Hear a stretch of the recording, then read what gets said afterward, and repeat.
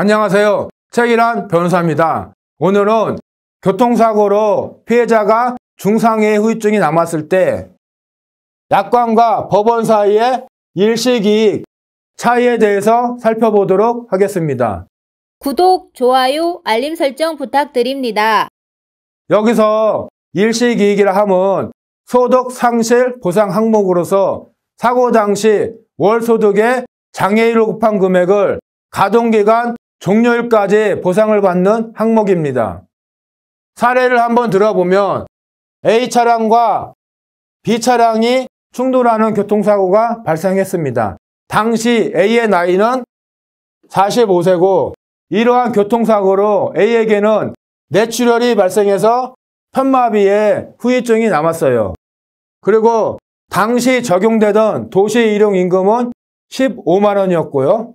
그리고 A의 과실은 10%고 60세까지의 월 단위 호프만 수치는 134.0937입니다. 또한 65세까지의 월 단위 호프만 수치는 166.1055예요. 제가 왜 여기에 60세까지 그리고 65세까지 월 단위 호프만 수치를 적어놨겠습니까? 그 이유는 아까 가해차량 보험회사로부터 보상을 받는 일시이익이라 하면 사고 당시 월소득 곱하기 장애율에 해당하는 금액을 가동연한 종료일까지 보상을 받는 항목이라고 했죠. 그런데 보험회사 약관은 그러한 가동기간 종료일을 60세까지로만 인정을 해요. 그러나 소송시 법원은 가동기간 종료일을 65세로 인정을 합니다. 따라서 약관과 법원 사이에는 일시이익을 보상을 받는 가동기간이 5년치 차이가 나요. 즉 법원이 약관보다 5년치의 일시이익을 더 보상해 준다는 것입니다. 그래서 A가 나중에 B차량 보험회사를 상대로 소송을 제기를 했습니다. 그 소송에서 신체 감정을 받았더니 감정의사가 A에게 장애율 40%를 인정을 했어요. 저 편마비에 대해서. 먼저 약관에 따른 일시이익을 계산해 보면 15만원 곱하기 22일, 도시일용임금 곱하기 22일, 이것이 월소득입니다. 여기에 장애율 40%를 곱한 다음 다시 134.0937을 곱합니다. 왜 134.0937을 곱하냐면 아까 보험회사 약관에서는 가동기간 종료일을 60세까지로만 인정한다고 했죠.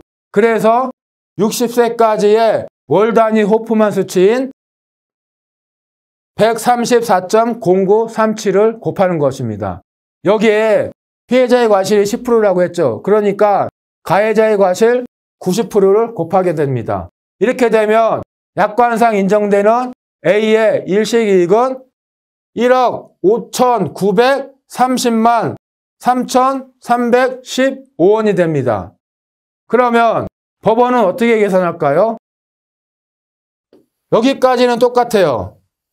15만원 곱하기 22일 곱하기 장애율 40%. 그런데 이 수치가 틀려요. 166.1055. 아까 법원은 가동기간 종료일을 65세까지로 인정을 한다고 했죠. 그래서 65세까지의 월 단위 호프만 수치인 166.1055를 곱하는 것입니다. 그리고 가해자의 과실 90%를 곱하고요. 그러면 법원이 인정하는 A의 일시이익은 1억 9,733만 3,334원이 됩니다.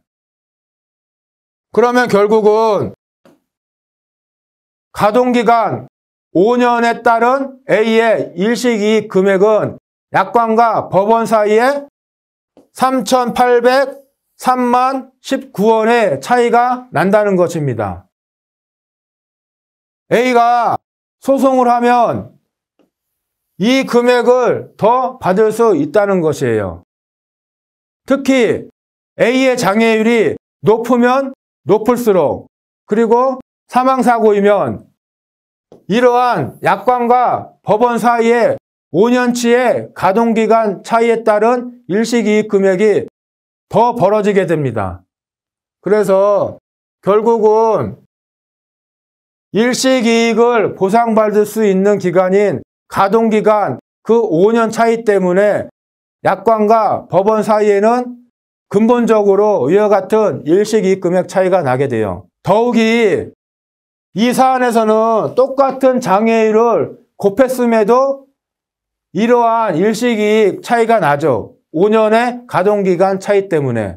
그런데 일반적으로 보험회사는 법원이 인정하는 장애율보다 낮은 장애율을 주장을 합니다.